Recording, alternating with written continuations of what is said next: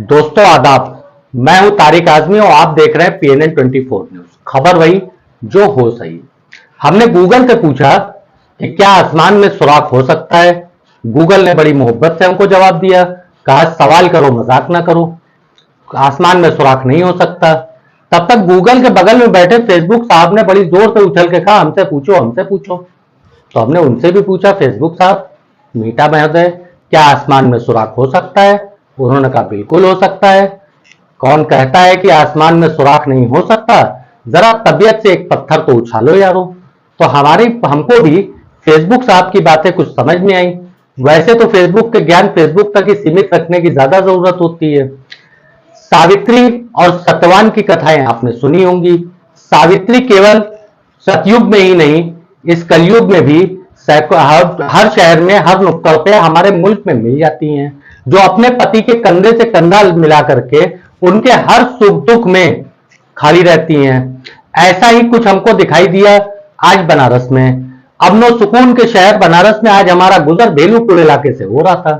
Karpatri state के कुछ आगे ही एक हमने ई रिक्शा खड़ा देखा, well decorated e rickshaw, fast food corner के तरीके से, जिसमें एक महिला खड़ी होकर के पकवान पका रही थी, एक पुरुष बाहर खड़े होकर के परोस रहे थे, मगर सब कुछ जो है वो चलता फिरता था।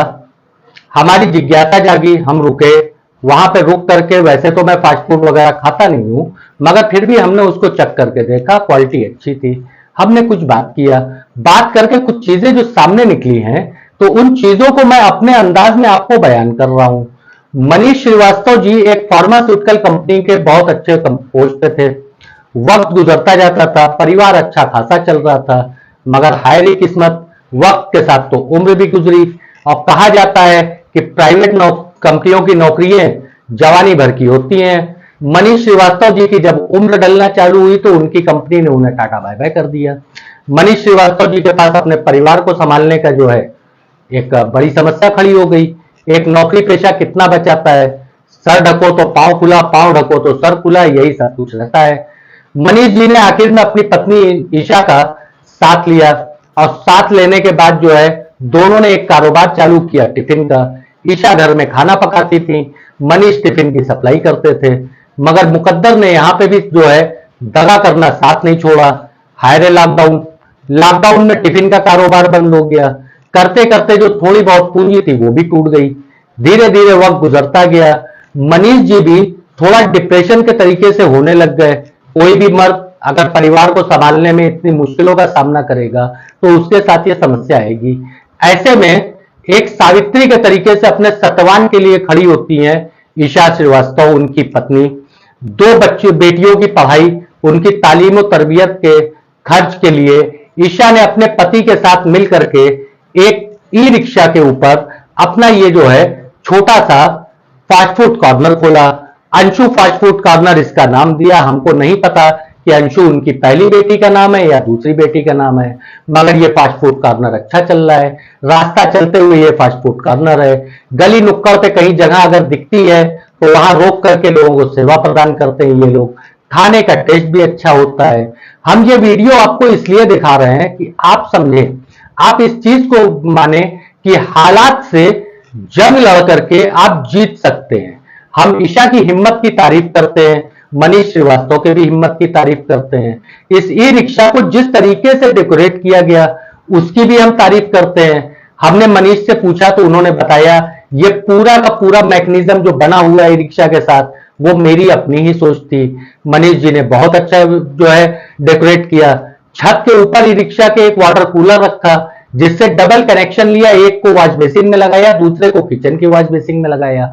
वॉश बेसिन का पानी सड़क पे ना गिरे, गंदगी ना हो, उसके लिए सड़क पे जो पाइप है उसके नीचे एक टब लगाया।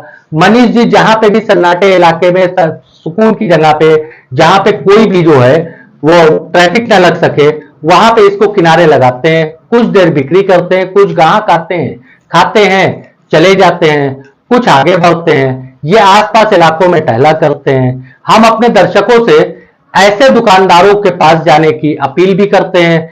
ऐसे दुकानदारों के पास आप जरूर जाइए जो छोटे दुकानदार हो। आप बड़े किसी शोरूम में जाकर के या बड़े किसी रेस्टोरेंट पे जाकर के हो सकता है कि आपको एसी की हवाएं आपको अच्छी मिले, मगर इस तरीके के फास्ट फूड कॉर्नर्स पे भी आपके जैसे हमारे जैसे लोग ही रहते हैं।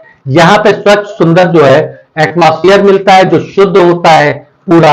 आप समाज के इस तबके की भी मदद करिए, ऐसे लोगों के यहाँ पे आप जाइए। हम आपसे ये नहीं कह रहे हैं कि आप उनकी इस तरीके से आर्थिक या सामाजिक मदद करिए, हम ये कह रहे हैं कि आप उनके कारोबार को और बढ़ावा दें, आप उनके यहाँ जाएं, आप उनके यहाँ ग्राहक बने। हमको नहीं पता कि हम मनीष श्रीवास्तव या ईशा श्रीवास्तव से दोबारा कभी मिलेंगे, या इस तरीके के और भी दुकानदारों को हम दोबारा कभी मिलेंगे, मगर जो हमको लगा, जो हमको एहसास हुआ, हमने आपको बताया। ऐसे काफी छोटे दुकानदार हैं जो हमारे गली नुक्कड़ पे रहते हैं, उनकी क्वालिटी भी अच्छी होती है, अच्छी क्वांटिटी भी होती है, प्राइसिंग भी अच्छी होती है, मगर हम ब्रांड के पीछे भागते हैं। आजकल ई बिजनेस चला तो छोटे दुकानदारों के कारोबार पे नुकसान पहुंचा, काफी व्यापारी विरोध भी कर रहे हैं, हम उसका भी विरोध नहीं कर सकते हैं, मगर कम से कम ऐसे दुकानदारों को तो आप साथ दे ही सकते हैं। मैं तारिक आजमी, अल्लाह हाफिज।